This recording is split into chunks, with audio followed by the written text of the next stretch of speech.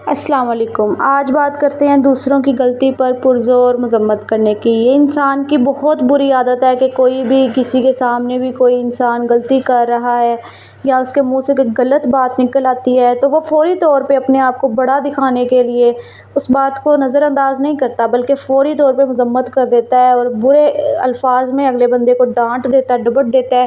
اور جو اگلا بندہ ہوتا ہے پھر اس کے دل میں بہت ساری منفی چیزیں اس انسان کے لیے آ جاتی ہیں۔ آپ دوسروں کی تعریف کرنا سیکھیں، نہ کہ مذمت کرنا، کیونکہ مذمت ایک ایسی بری چیز ہے جسے دنیا کے گندے سے گندے شخص بھی قبول نہیں کرتا، بلکہ جو شخص بار بار مذمت کرتا ہے کسی کو سراسر کوئی بھی غلطی پہ ہے اس کو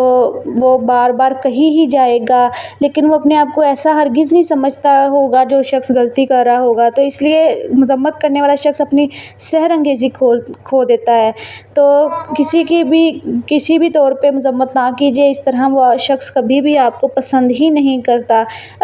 اگر آپ کسی کی مذمت بار بار کرتے ہیں، کسی انسان سے غلطیاں کوئی کوتاہی ہو ہی جاتی ہے اور آپ ہر بار اس کی مذمت کرتے ہیں، تو وہ انسان ایک وقت ایسا آئے گا کہ وہ آپ کی مذمت شروع کر دے گا، چاہے آپ غلطی پر نہ بھی ہوں گے، آپ سے کوئی کوتاہی نہیں ہوگی، آپ حق کی بات پر ہوں گے، سچ بھی کہیں گے نا، تو وہ شخص کہیں نہ کہیں آپ کی مذمت میں آ جائے گا، آپ کے مخالف کھڑا ہو جائے گا۔ ایک آیت کی دلیل ہے، اور انہیں گالی نہ دو جنہیں یہ لوگ اللہ کے سوا پکارتے ہیں، پس وہ زیادتی کرتے ہوئے کچھ جانے بغیر اللہ کو گالی دیں گے۔ اسی طرح ہم نے ہر امت کے لیے ان کا عمل وزین کر دیا ہے، پھر ان کے رب ہی کی طرف ان کو لوٹنا ہے تو وہ انہیں بتائے گا جو کچھ وہ کیا کرتے تھے۔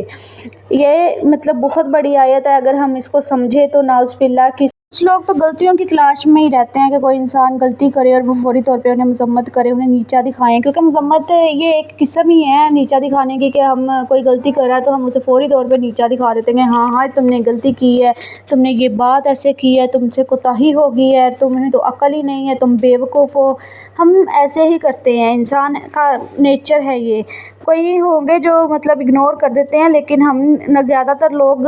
نظر انداز نہیں کرتے کسی کی غلطی کو، بچائے اسے اچھے طریقے سے سمجھانے کے فوری طور پر رد عمل ظاہر کر دیتے ہیں۔ ہمیں ایسا لگتا ہے کہ جیسے ہم یہ سب کچھ کر کے اس پہ رعب جما لیں گے، جبکہ در حقیقت مذمت کرنا سمجھداری اور ذہانت نہیں ہے، بلکہ حکمت کا تقاضا تو یہی ہے کہ آپ دوسروں کی غلطیوں پر مذمت کرنے سے بچیں۔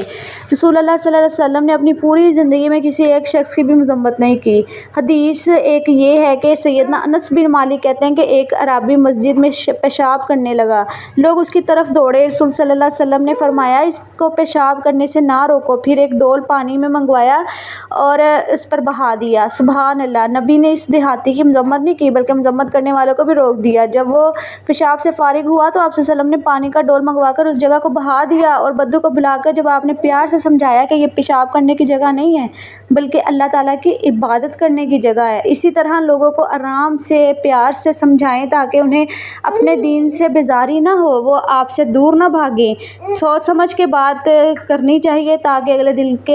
اگلے کے دل میں آپ کی عزت بھی بڑھے اور اپنے دین کے لیے بھی عزت بڑھے۔ خوش رہیں، آباد رہیں، اپنے گھر والوں کو خوش رکھیں، اپنے گھر والوں کو آباد رکھیں، ان کا خیال رکھا کریں، اپنے بچوں کی اچھی تربیت کیا کریں، کوشش کیا کریں کہ ان کی مذمت نہ کریں۔